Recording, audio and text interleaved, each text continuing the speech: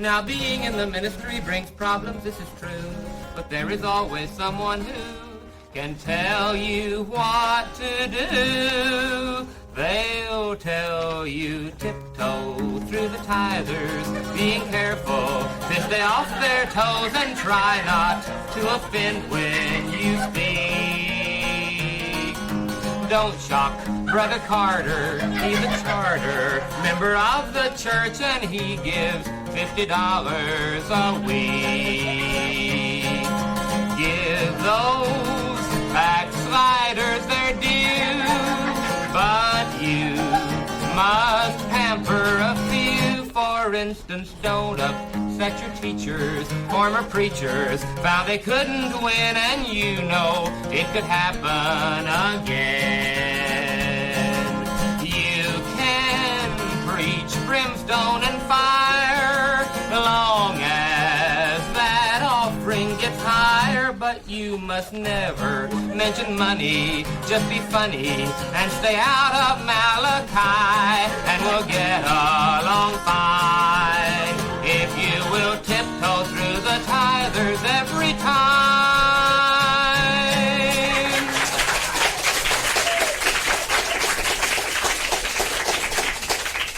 Thank you. Now, we have here a song which deals with the ministry in general. I think this is true of almost everyone who comes to the calling of the ministry and finds himself involved in this great work.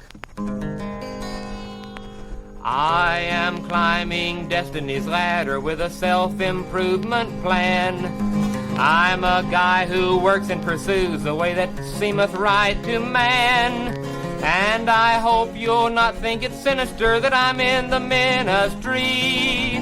My ambition's much more professional, like medicine or law or dentistry. So when I consider a move to a new church or residence, I ask, is this move conducive toward convention president? And if I can see advantage in the move potentially, I figure it must be the will of the Lord, because it seems so right to me. Everyday occasions arise that ought to make your status grow. Each denomination relation is a face that you should know. All your knowledge of good theology won't get you anywhere. It's applied political science that will write your name up there in the Baptist Annual. You should always be in the hallways at conventions when they meet. And you'll ask some prominent pastor if he'll join you when you eat. It's the system tradition gave us, and I'm sure that you'll agree that it must be the will of the Lord, because it seems so right to me.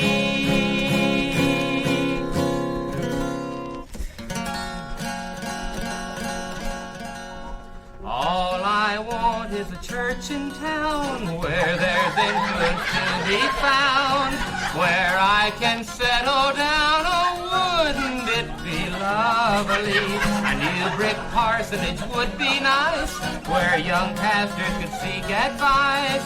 It's quite a sacrifice, but wouldn't it be lovely?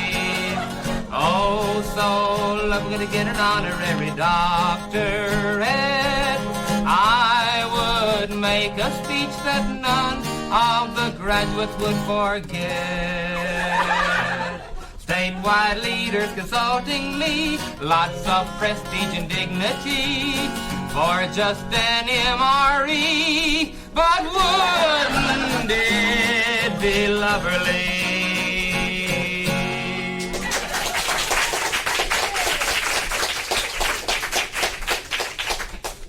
And now I have some songs that deal with the pastoral side of the ministry, very specifically. This one, for instance, was written at 11:40 on Sunday morning. Beautiful dreamer, wake unto me. I'm speaking to you there on pew number 3. Sleeping in church is not for a deacon. especially when I am up here and speaking. Beautiful dreamer, don't start to snore. I've covered 3 points, but I've got 4 more. If you'll excuse me, I'll go ahead. But next Sunday, why don't you stay home in bed? Beautiful dreamer, wake up and see what you have done shouldn't happen to me. My wife is yawning, but I can't correct her, for so is my music education director. Beautiful dreamer, things could be worse. Deacon rotation is October 1st. Sleep on and dream, sir, and have no fear. You'll be head assured by this time next year. From this church field they say you are moving. We will not shed a tear when you go, 'cause you stepped out of line once too often and offended the backsliders so. Oh, you said that we all should be tithers. When you said it, you looked straight at me.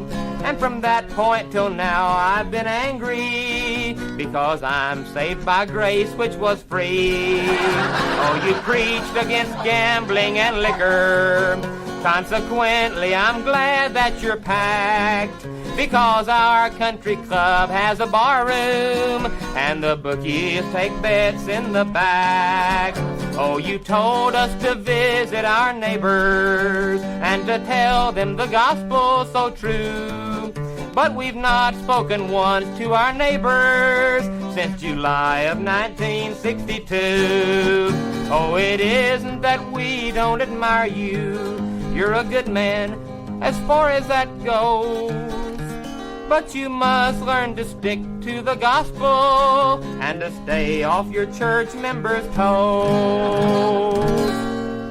Now, I'm assistant pastor of a Baptist church, and I do my best to minister and lead. And every day I read the sermons other people wrote, and I'm influenced by what I read. I'm beginning to sound a lot like Criswell. I preach so fervently, and how eloquent I am when my text is Billy Graham and my illustrations come from R.G. Lee. I'm beginning to reach a lot of Catholics. They think my work is keen, and they're turning out in force. It's my messages, of course, 'cause I'm preaching now from Bishop Sheen.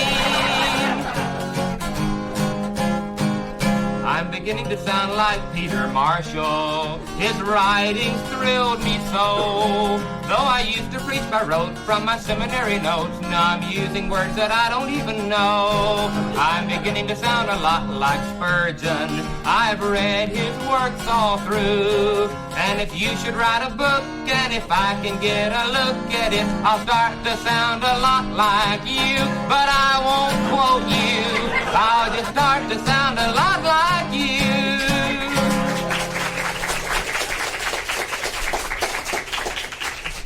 Call me ecumenical, call me post-millennial, throw in ultra-liberal too. Is this nomenclature unmentionable? It won't matter as long as you stay conventional. Call me mercenary and curse my seminary, but just beware each time that you do, because I am denominationally integrated with you. Send me to the convention, send me out with the crowd, Get me a suite in a big hotel. That's where the service is swell. So they tell me, and I will spend every session standing around in the hall. I'll see Bill, Joe, Charlie, and Fred, and we'll all have a ball. Send me to the convention when it's in Houston again. Get me a box at the Astrodome. I won't care if I never come home, but I'll attend every session. That is at least for a while, and I'll get an outline or two for my sermon file. And when they meet in San Francisco, then fly me there by Superjet. I'll hear the Stewardship report, and as a last resort, I'll see the Dodgers play the Mets. But you can bet that I'll attend every session, for that's what I'm supposed to do. For when I go to the convention, I'm representing you.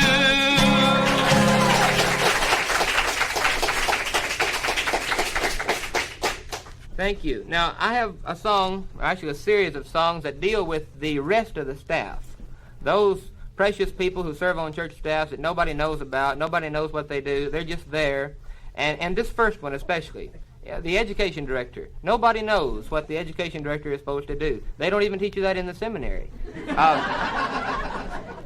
So I thought I would try briefly to outline the work of the Minister of Education to fill this great gap that has existed in our knowledge thus far. Let me tell you of an education man. His name was Brother Ed. He had more sense than the rest of the staff, but he didn't let it go to his head. No, he didn't let it go to his head.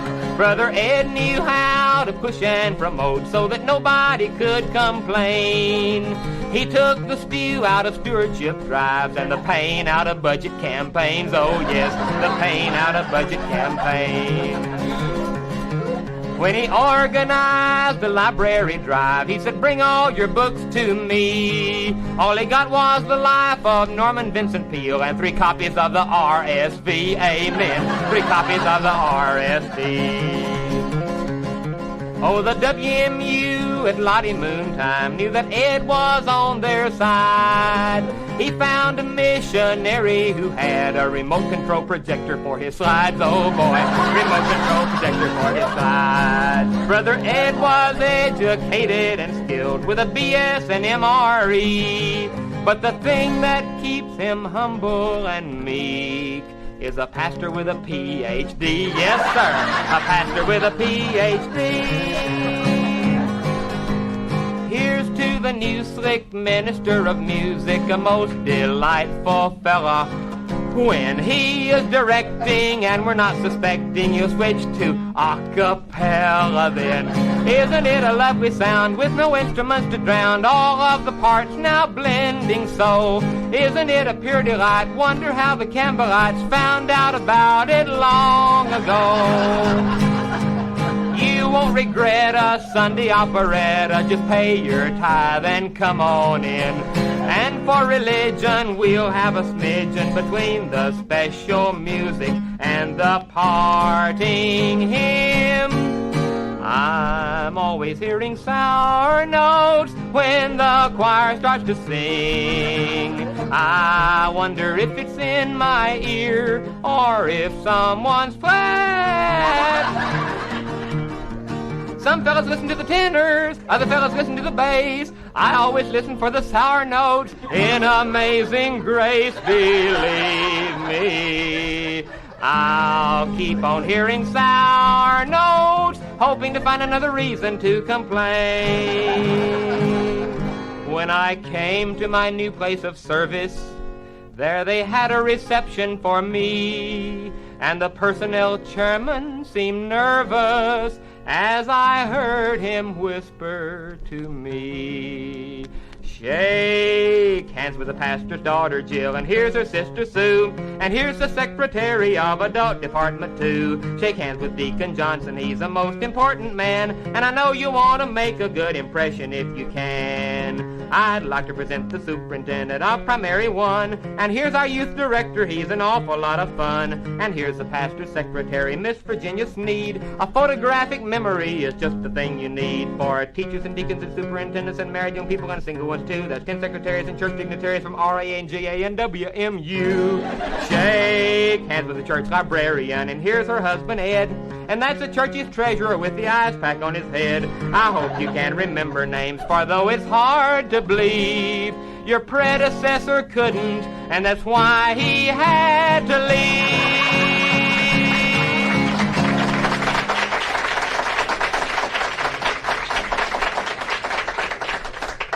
I've written a commercial which I think has been needed for a long time. There are churches in almost every city in the United States that are located in the very heart of the city, and there's no people down there on Sunday morning. So these churches, located in the heart of the city, needed a commercial, and so I have written such a song. Now, it has been rejected on a tremendously large scale by churches all over the country, but someday you'll hear this coming out of your radio. When you get tired of your church in the suburbs, you can always go downtown. You get free parking and the ushers will seat you near the back, you know. Downtown, listen to the preaching and the singing of the choir. When they sing an anthem, it will set your soul afire. How can you lose?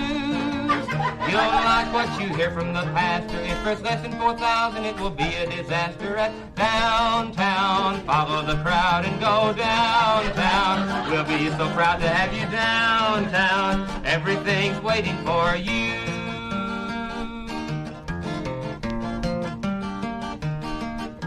Don't sit around whenever problems surround you. Move your membership downtown. We have a nursery in an 8-story building. It is quite a trip. Downtown, you can have a class that's graded by your age or interest. You decide where you should go, cause that way is the simplest. See what I mean? We've got it fixed where you'll like it. If you're coming from out of state, on the turnpike, it's just downtown. Turn off the main street, it's downtown. You'll give yourself a treat downtown. Everything's waiting for you.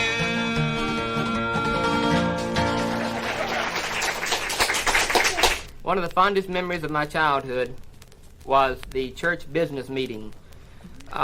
We didn't have TV or anything, and for a junior boy, this is the most exciting thing in the whole month.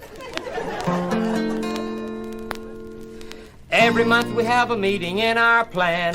It's the church's conference, and man, oh man, you wouldn't want to miss it if you're in our town, cause you couldn't see a better fight in 15 rounds. Deacon Jones said, brother moderator, may I move that we fix the door? Sister Brown said, that can wait till later, and I dare you interrupt me when I've got the floor.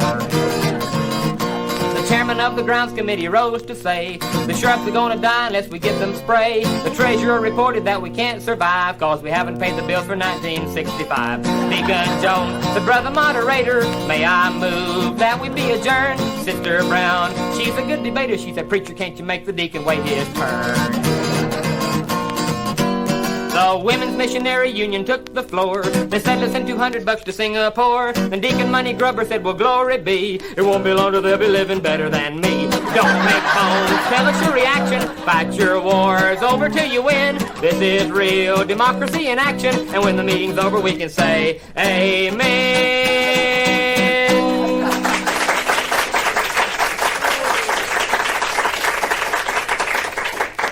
To be successful in the ministry, you have to have a lot of things going for you, but the most important thing in the world is to have a thriving, growing, dynamic organizational program. You have to have a lot of people in Sunday school, and a lot of people in your training program, and a lot of people in your choirs, and these numbers become very important, especially on the associational records that we have to turn in.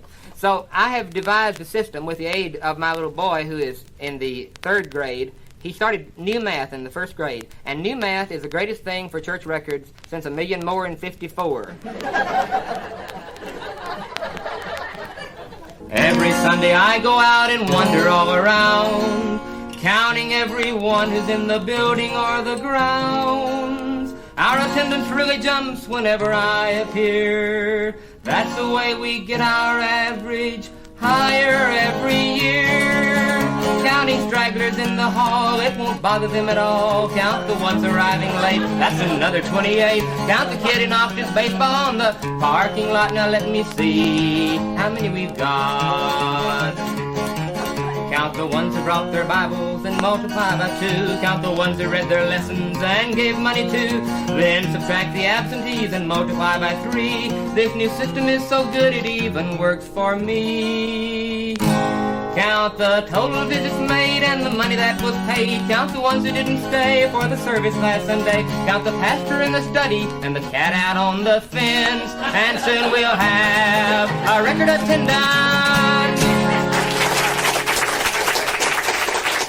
Every year, without fear, my workers expect to hear, can anybody meet your goals? I inquire to inspire each department to go higher. Can anybody meet your goal? If you have always run 21, you can be great. If you try, you can fly all the way to 28. And when you do, when you're through, you'll get a goal of 32. But there's so many to enroll. So if you are a teacher, listen to your preacher, and everybody meet your goal. Put on your sport coat, get out your car. We're gonna go where the prospects are. Where should we go? It won't be hard. They wrote it all down on a prospect card. Everybody ought to go visiting. Everybody ought to go visiting now. Everybody ought to go visiting. Everybody ought to, but they don't know how. So we had a clinic. We had a school, we gave them lots of gimmicks and tools, tracks and charts and a book by Truett. Now they know how, but they still won't do it. Everybody ought to go visiting, everybody ought to go out and try. Everybody ought to go visiting, but nobody will, and we don't know why. So we have a supper, we have a plan, we gotta motivate them any way we can. Eat before we go, and when we return, and every visitation night we get heartburn. Everybody ought to go visiting, everybody ought to get into their car. Everybody ought to go visiting, we gotta get the gospel where the people are.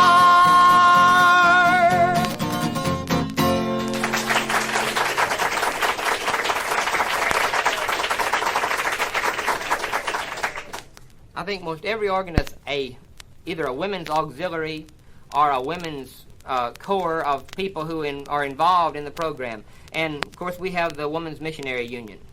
And this is the greatest organization in the world. And I didn't say anything about them for a long time until finally some of the ladies said, you're leaving us out.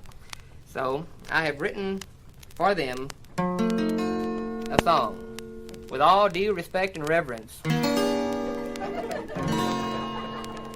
Let's leave it to the ladies, that's what we ought to do, because they're so effective in WMU. How they got so efficient, I cannot understand, but what could you expect from me, for I am just a man. Each member has an office, and some have 2 or 3, and they can work for several hours without a break, you see. But what about their husband, their ever-loving spouse? He cooks the meals and keeps the kids and vacuum cleans the house. By Robert's Rules of Order, they keep their business neat. They give reports and programs and then dismiss to eat. I often think that Robert wrote parliamentary law, assisted by his wife and sister and his mother-in-law. But when the church needs workers, they do not rack their brain. They go enlist a lady that the WMU has trained. It really is a good thing that the women enter in, 'cause we'd all be in trouble if we left it to the men. Ah, men, ah, women.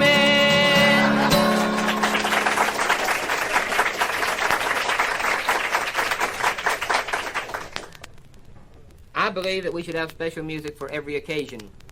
And I have an occasion for which a song should be written. And as far as I know, it hasn't happened yet, but if it ever does, I have special music for it. Oh, my Sunday school pin got too long for my coat, and it hung all the way to the floor. I had not missed a Sunday in 43 years, and next year would have been 44. It began on the morn of the day that I was born, when the cradle roll added my name. and for richer and poorer, through sickness and health, my attendance went on just the same. 40 years without missing a single service. I'll guarantee it got to be rather nervous, but it stopped short when I fell and broke my shin when I tripped on my Sunday school pen. I do a great deal of flying, and I do a great deal of praying about airplanes, too. This was on Flight 194, if you're interested, that I wrote this song. I do something religious on the plane. I'm just not that good a flyer, and, you know, I wrote this song at 19,000 feet, which is as high as you can get between Midland, Odessa, and Dallas. But a lot of people sound like I was high when I wrote a lot of these songs, and that isn't true. But this was 19,000 feet, and I thought I've got to do something religious. In fact, I was on a plane one time, and I was registered somehow as Reverend Dan McBride, and they said, "You're a reverend, I see. Well, we're about to hit some turbulence, and I wondered if you could, you know, people are going to be afraid. Wonder if you could do something religious." And I took an offering.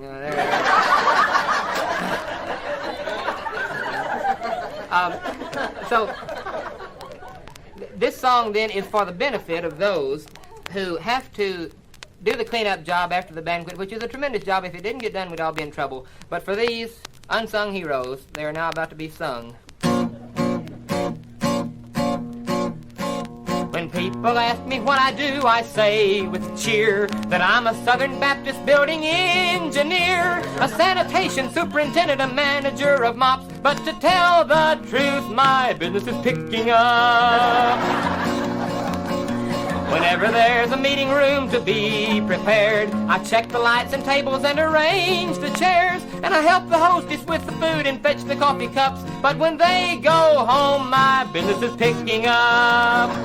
The Women's Missionary Union met today. They brought their preschool children to the church to play, and the children brought their Tinker toys, their Play-Doh, and a pup. And believe you me, my business is picking up. Oh, I will be retiring in a month. You see, a minister of maintenance is replacing me. And he'll give the job of picking up a lot of dignity, 'cause they hired a man with a seminary degree.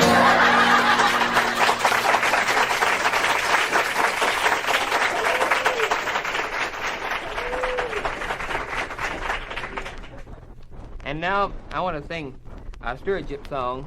You don't hear many stewardship songs. For those of you who don't know about stewardship, that's money in Baptist language. We need a red pencil for the church budget. Our finances are behind again. Our foreign mission payments have been delayed, and next week I'm afraid the pastor won't get paid. We need a red pencil with a sharp point, and when we have figured, you can bet we will drop a note to you whose tithes are overdue, and maybe you can get us out of debt. We need a red pencil for our church budget. Payments should be made on time, you know. Our mission-minded ladies should change their tune. They're designating all their gifts to Lottie Moon. We need a red pencil and a sharp thinker just to get our budget in control. And if he does the trick and gets our money fixed, we'll get back to the job of winning souls.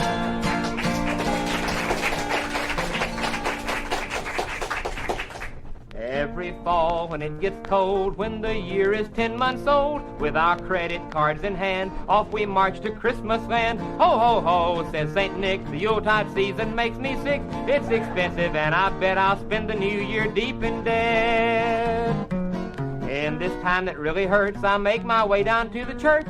I thought I'd find peace and quiet, but instead I found a riot. Ha, ha, ha, please don't hedge. Come to church and give your pledge. Please don't give us any lip while we plan your stewardship. By December 23rd, my finances were absurd. Then my bonus check came in. I was in the black again. Ha, ha, ha, hold on there. This is Mission Week of Prayer. Here's a happy Christmas tune. Give your cash to Lottie Moon. Come to church and give your money. Don't be tight. Dig a little deeper in your purse tonight. Oh, you can write a draft. Sign it with your autograph. Your gift is deductible from income tax, and you'll keep the budget running in the black. Oh, don't make a slip in your stewardship. Come to church and give your money, give a lot. You should give at least a tenth of all you've got.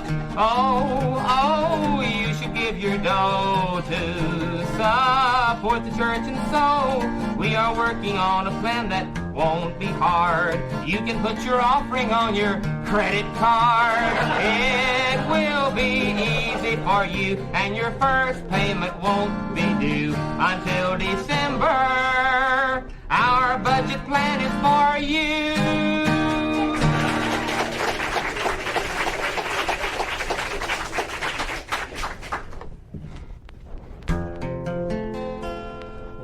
I became the sponsor of Intermediate 1. They told me of the challenge, they told me of the fun. But at the planning meeting I started feeling blue, 'cause this is what the intermediates said they'd like to do. All they want to have is parties. They're never democratic parties. They make you feel rheumatic, horseback riding 3 times a week, roller skating, everyone participating parties. They never run out of suggestions what to do. But after all is said and done, they have got to have their fun, and parties is true. We went to see the carnival when it came around, and bowling leagues are forming on the other side of town. With all of this activity, we had to make a rule that to participate you had to go to Sunday school. All they'd ever do is party. The girls had planned a slumber party. Oh, now they dialed my number, they should know I'm not in my prime. This week I had 18 hours of overtime, but parties, all this activity is more than I can do. So when October rolls around with beginners, I'll be found. 'Cause with these parties, I'm through.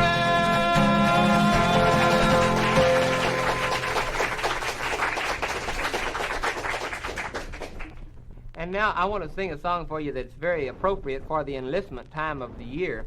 As people seek workers to work in the church, we always run into the same problem. The nominating committee met to enlist the workers for our new year. But last year's workers began to fret, and they made their excuses with tears. They said the doctor had told them to rest, and their nerves were shot and they'd have to get better. 3 said they had fallen from grace, and the others were moving their letters. Green workers were all we got, because green workers were all we could get. Green workers have saved the day, and we'd like to enlist a few more yet. The education director said that they'd have to enroll in a study course. He said they could come of their own free will, or he'd have to enlist them by force. Now green workers have studied hard, and they fill their positions with style and grace. I wonder when next October comes, just how many we'll have to replace. Now, Sunday school classification is a favorite subject of mine, because so many ladies rebel and fib and whine. They try to tell us they're too young. They drop 8 years and sometimes 10.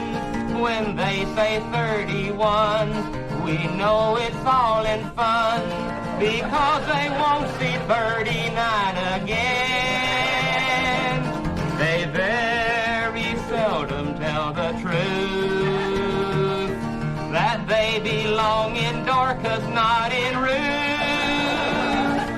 And if they continue to rebel, we'll put them all in TEL.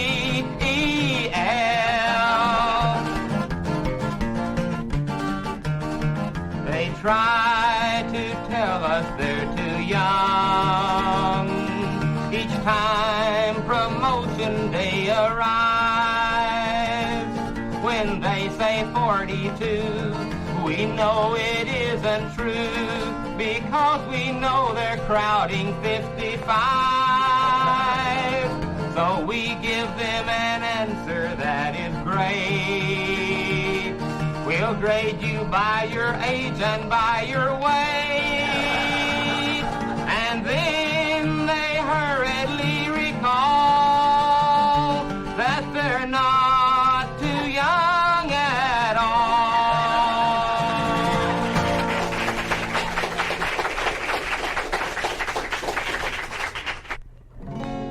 In a life filled with conflict and burdens each day, there's a confidence deep in my soul that the Lord in His wisdom is guiding our way, and we're never beyond His control. The future is planned by the Master's own hand, and the world to His kingdom will bow. The future is bright, with His word as the light, and by faith we can see it now. Oh, by trusting we learn of His infinite care and the ultimate truth of His way. For the gateway to heaven is opened by prayer, and by faith we can enter today. The future is planned by the Master's own hand, and the world to His kingdom will bow. The future is bright, with His word as the light, and by faith we can see it now.